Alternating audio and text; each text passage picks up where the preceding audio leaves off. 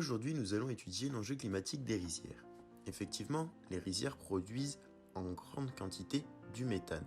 Ces émissions de méthane, produites en grande partie par les rizières, contribuent fortement au changement climatique puisqu'elles renforcent les émissions de gaz à effet de serre. Avec la croissance démographique, on ne devrait pas avancer dans la bonne direction sans aucun changement. Et pour pallier à ces émissions, la seule solution pourrait être de produire moins de riz malgré une demande en pleine croissance. Mais nous pensons que non. Penchons-nous dans un premier temps sur la production de riz dans le monde. Le riz est actuellement la troisième céréale la plus produite au monde. La production annuelle atteint en moyenne 500 millions de tonnes en équivalent usiné. Ainsi, la moitié de cette production est partagée entre les deux pays plus gros consommateurs de riz, à savoir la Chine, qui comme l'indique le graphique consomme à elle seule plus de 140 millions de tonnes de riz, suivie par l'Inde qui en consomme 100 millions. L'Organisation des Nations Unies pour l'alimentation et l'agriculture estime que la demande mondiale de riz augmente d'environ 5 millions de tonnes par an, notamment en Afrique où l'on enregistre le plus fort accroissement de la consommation, suivi évidemment de l'Asie. Ces deux continents connaissent également une forte croissance démographique. Selon les estimations de l'Institut de recherche pour le développement, pour nourrir la population mondiale, la production de riz doit encore augmenter de 60% en 30 ans.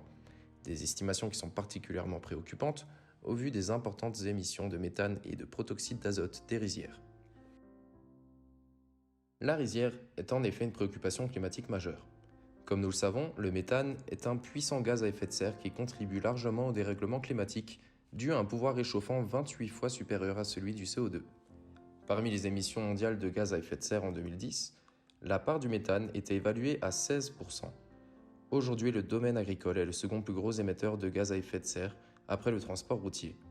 L'exploitation de rizières ainsi que de bétail y contribue énormément, comme le démontre le graphique suivant. Les rizières émettent donc 60 millions de tonnes de méthane par an, soit 1,4 milliard de tonnes équivalent CO2. Elles participent à 7% des émissions mondiales de méthane d'origine anthropique en 2010, selon le GIEC. Pour se faire une idée, produire 1 kg de riz revient à émettre 120 grammes de méthane. Maintenant que nous connaissons l'enjeu climatique que représentent les rizières, il semble pertinent de s'intéresser à comment les rizières peuvent à l'avenir produire moins de méthane. Nous voyons donc que la production de méthane est le principal problème environnemental mais aussi climatique de nos rizières. Alors comment ce méthane est-il produit? Alors celui-ci il se forme abondamment à cause d'un manque d'oxygène dans l'eau mais aussi dans les sols des rizières. Et pour comprendre un peu mieux ce processus, il faut d'abord savoir qu'il existe deux bactéries bien particulières dans celle-ci. Alors la première, c'est les bactéries méthanotrophes. Alors celles-ci vivent dans des milieux aérobies ou riches en oxygène et par un système de membrane interne, elles arrivent à faire une oxydoréduction contrôlée du méthane. Alors pour faire très simple, elles mangent de l'oxygène, elles mangent du méthane et elles rejettent du méthane, mais en moindre quantité. La seconde bactérie, elle, la bactérie méthanogène, est anaérobie, c'est-à-dire qu'elle se développe dans des milieux où l'oxygène est pauvre, voire absent. Donc elle se nourrit de carbone organique et elle rejette énormément de méthane, comme on peut le voir sur la formule chimique causée par cette bactérie. Pour remédier à cela, il existerait plusieurs solutions. Tout d'abord, nous pourrions effectuer plusieurs drainages durant la culture du riz. Cela permettrait de garder une eau plus oxygénée et aussi, d'après certaines études, cela permettrait de diminuer de 80% les émissions de méthane. Une autre solution serait d'utiliser des bactéries dites câbles.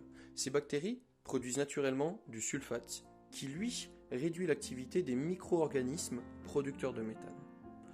Et enfin, une dernière solution serait d'utiliser des canards qui, eux, en barbotant dans l'eau, naturellement oxygéneraient celle-ci et favoriseraient la décomposition aérobie. L'avantage de cette dernière solution serait que le canard mange les nuisibles, mais aussi les adventices, et qu'à la fin, nous pouvons le manger. En conclusion, il est important d'étudier en profondeur ces solutions afin de connaître les réels avantages et inconvénients, le but étant de faire évoluer notre façon de cultiver le riz. Force est de constater que les émissions de gaz à effet de serre causées par la culture du riz sont importantes et que le riz est majoritairement produit en Asie. Il serait intéressant d'envisager des modes de consommation plus sains avec des circuits de distribution plus courts, en choisissant par exemple du riz provenant de France lorsqu'il est consommé en France.